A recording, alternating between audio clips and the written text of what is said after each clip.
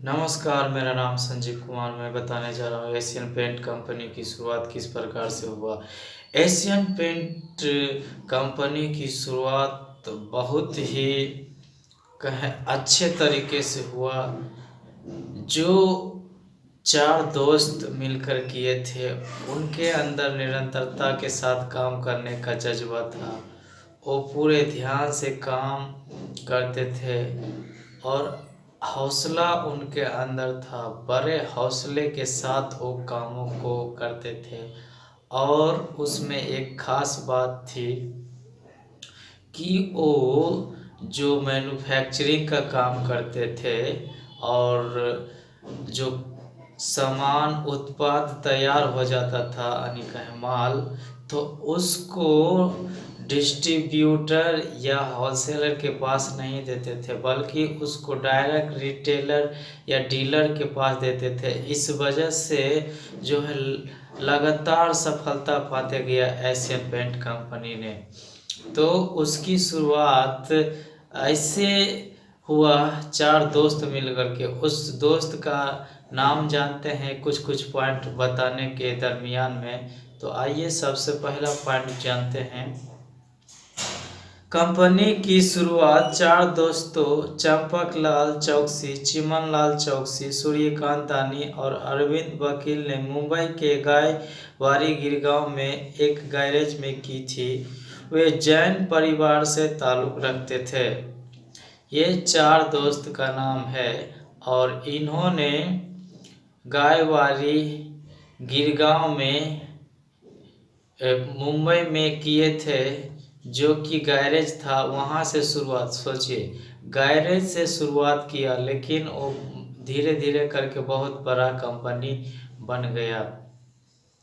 1942 में जो है इस कंपनी की स्थापना हुई और उसी समय दूसरा विश्व युद्ध चल रहा था और उस दरमियान में 1942 के दौरान ही भारत छोड़ो आंदोलन शुरू हुआ था। उस समय में विदेशी कंपनियों पर बैन लग गया और बैन लगने के चलते उस समय में भारत के पूरे मार्केट पर एशियन पेंट कंपनी ने कब्जा कर लिया, यानी कहें अपना बाजार बना लिया। और उसी बाजार बनाने के चलते उसी का नाम जो है हर व्यक्तियों के ऊपर आने लगा। वो इस वजह से क्योंकि उस समय में कैंपेन चलाए, हर घर कुछ कहता है और उसके बाद हर रिश्ता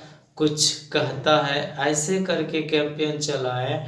तो एशियन पेंट कंपनी के जो बात है आदमियों के इमोशन से, भावना से जोड़ दिए। इस वजह से एशियन पेंट कंपनी एक ब्रांड कंपनी बन गए और हर व्यक्ति के दिमाग में एशियन पेंट कंपनी के ही जो पेंट खरीदने के बारे में मतलब सोचा करते हैं, क्योंकि वो जो बहुत अच्छे तरीके से उस समय में पूरे भारत के पूरे बाजार पर कब्जा किए थे। 1952 में 23 करोड़ रुपये के वार्षिक कारोबार की सूचना दी, लेकिन केवल 2% पीबीटी मार्जिन के साथ। 1952 में जो है 23 करोड़ के वार्षिक आमदनी होने की सूचना दी और 2% पीबीटी के मार्जिन के साथ उस समय दिया। तो सोच सकते हैं ये जो है धीरे धीरे करके बढ़ते ही गया, लेकिन पीछे कभी भी नहीं हटा, बल्कि वो हमेशा आगे ही बढ़ते रहा। इस प्रकार से एशियन पेंट कंपनी की स्थापना हो करके वो दिन प्रतिदिन बढ़ते गया, पीछे वो कभी हटा नहीं। 1967 तक यह देश में अग्रणी पेंट निर्माता बन गया। 4 परिवारों ने मिलकर कंपनी के बहुमत शेयर रखे। ये जो है 1967 तक कहें पूरे भारत पर इसका बाजार फैल गया और भारत में सबसे पहला पेंट निर्माता बन गया एशियन पेंट कंपनी। इस प्रकार से इसका बहुत बड़ा विस्तार हुआ, क्योंकि जहाँ पर शालीमार कंपनी जो पेंट कंपनी थे और विदेशी कंपनी थे, 1942 के दरमियान में जो पेन लगा था विदेशी कंपनियों पर, उस समय में कुछ ही कंपनियां और शालीमार कंपनी थे।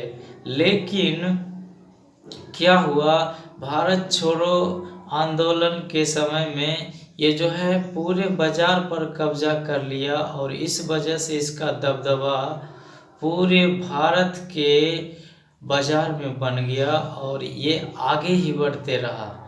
तो यही टेक्निक लगाना है। आप लोग भी कोई भी क्षेत्र का काम हो, उसको शुरुआती में छोटा लगेगा और करने में थोड़ा दिक्कत लगेगा, लेकिन शुरू काम को कर देना है और काम को शुरू करके धीरे धीरे आगे बढ़ते रहना, उसको छोड़ना नहीं है, बल्कि हमेशा आगे ही बढ़ते रहना है। तो मैं आशा करता हूँ ये वीडियो आप लोग को अच्छा लगा होगा। तो उत्साह बढ़ाने के लिए लाइक कीजिए, शेयर कीजिए, कमेंट करके बताइए ये वीडियो आपको कैसा लगा। चैनल पर पहली बार है तो इस चैनल को सब्सक्राइब कर लीजिए, घंटी के ऑल वाले बटन पर दबा दीजिए, जिससे नया नया आने वाले वीडियो आप तक सबसे पहले पहुँचे। धन्यवाद।